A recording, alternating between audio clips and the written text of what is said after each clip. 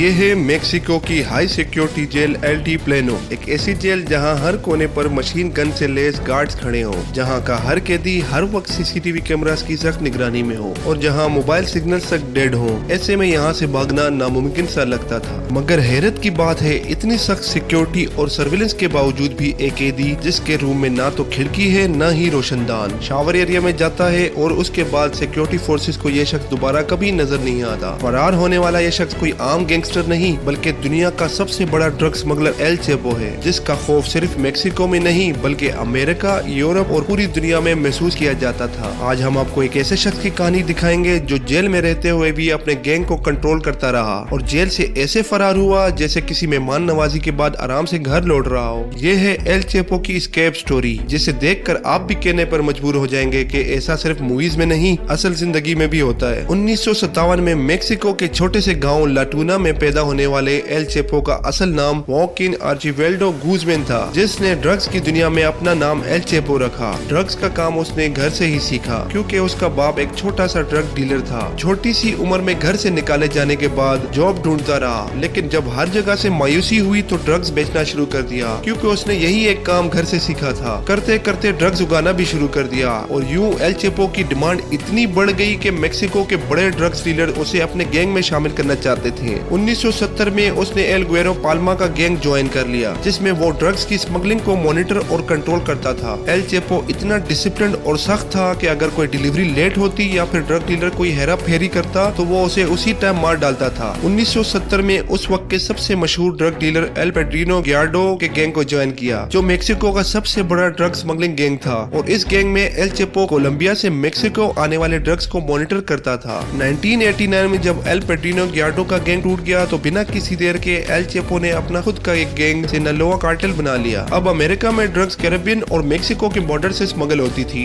लेकिन American agencies का सारा फोकस कैरेबियन पर था क्योंकि वहां से ज्यादा ड्रग्स आती थी और यूं कैरेबियन के ज्यादातर डीलर्स पकड़े जा चुके थे। जब सारी अमेरिकन एजेंसीज कैरेबियन रूट पर बिजी थी तब एल चेपो ने मेक्सिको के बॉर्डर से यूएसए ड्रग्स स्मगल करना शुरू कर दी। उसने हीरोइन, कोकेन, मेटाफेटामीन, एक्सटेसी और marijuana उगाए। क्योंकि यूएसए ड्रग्स बेचना इतना आसान काम नहीं था तो एल चेपो ने कोकेन को फायर एक्सटिंग्विशर, चिली कैन्स और कार रिम्स में छुपाकर स्मगल करना शुरू किया क्योंकि कोकेन की स्मेल कम होती है, जिससे स्निफर डॉग्स भी धोखा खा जाते हैं और यूं कोकेन ने उसे सबसे ज्यादा मुनाफा दिया। कोकेन के अलावा बाकी ड्रग्स को इस तरह स्मगल करना मुमकिन नहीं था तो एल चेपो ने स्मगलिंग का एक ऐसा तरीका निकाला जो उसकी पहचान बन गया। वो था जमीन के नीचे टनल्स बनाना। वो लाखों डॉलर्स लगाता, इंजीनियर्स को हायर करता और जमीन के नीचे ऐसे टनल्स बनाता जिसमें लाइटिंग, वेंटिलेशन और इवन रेलवे ट्रैक तक होते हैं, जिनके जरिए वो यूएसए में बहुत बड़े पैमाने पर ड्रग्स स्मगल करता था। 1990 में एफबीआई को पहली बार एल चेपो का 300 फीट लंबा टनल मिला जो इलेक्ट्रिक सिस्टम से लैस था। टनल का एग्जिट एल चेपो के सेफ हाउस में निकलता था जहां से वो इमरजेंसी में भाग सकता था। एल चेपो को अपने बिजनेस के हर रूल का पता था, इसलिए वो लंबे अरसे तक नहीं पकड़ा गया। नवंबर 2010 में ओतेमीसा में एक और टनल मिला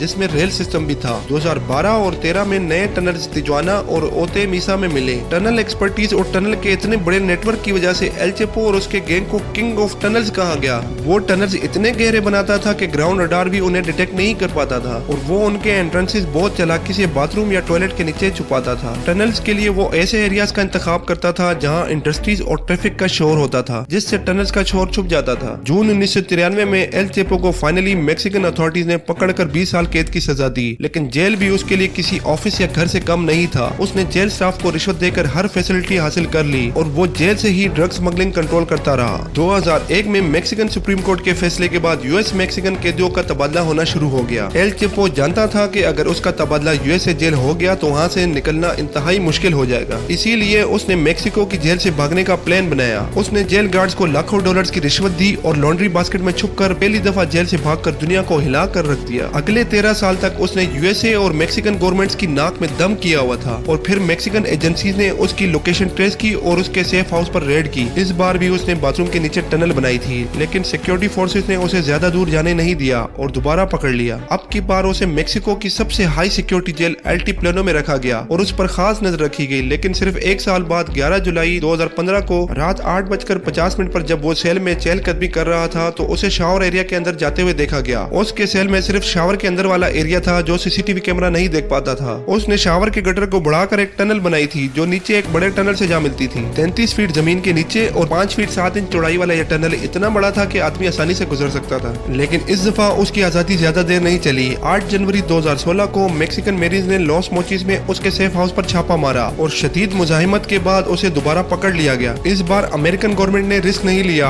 और 2017 में मैक्सिकन गवर्नमेंट ने एल चेपो को यूएसए के हवाले कर दिया और उम्र कैद की सजा मिलने के बाद वो अब एडीएक्स फ्लोरेंस जेल में अपनी जिंदगी की बाकी सजा काट रहा है। लेकिन ताज्जुब की बात है कि इतनी ज्यादा सिक्योरिटी के बावजूद भी आज भी अमेरिकन गवर्नमेंट इस डर में रहती है कि एल चेपो कहीं फिर से ना भाग जाए। अगर आपको अनफोल्डिफाई की यह वीडियो पसंद आई तो लाइक, कमेंट और शेयर करें। चैनल को भी सब्सक्राइब कर ले ताकि आपको इसी तरह की इंटरेस्टिंग वीडियोस देखने को मिलती रहे। अब तक के लिए इतना ही, मिलते हैं एक नई वीडियो में। अल्लाह हाफिज।